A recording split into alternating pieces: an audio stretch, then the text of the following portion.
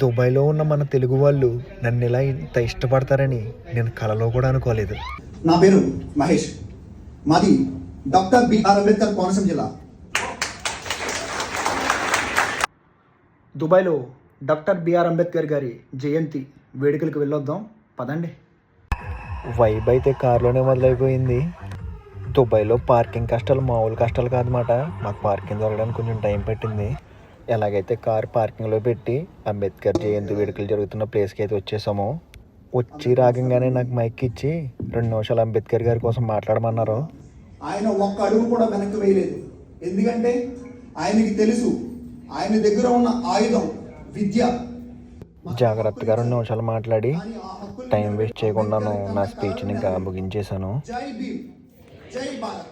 ఆ పాకిస్తాన్ ఆయన చేత కూడా మన వాళ్ళు జై భీమ్ చెప్పించారు. దుబాయ్లో ఉన్న మన తెలుగు వాళ్ళు నన్ను ఇలా ఇంత ఇష్టపడతారని నేను కలలో కూడా అనుకోలేదు.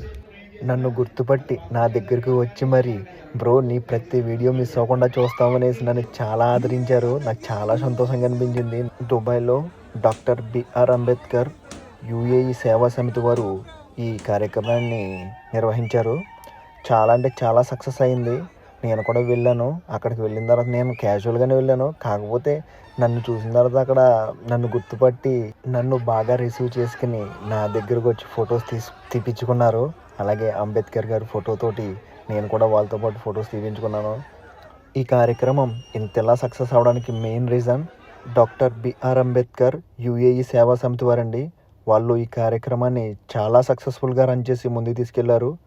వచ్చిన వాళ్ళకి ఎటువంటి ఇబ్బంది లేకుండా ఫుడ్ కూడా పెట్టి పంపించారు. Thank you so much doctor B R Ambedkar UAE Seva Samiti వారు. ఇంకా ప్రోగ్రామ్ ముగించుకుని నేను ప్లేస్కి అయితే వచ్చేసాను.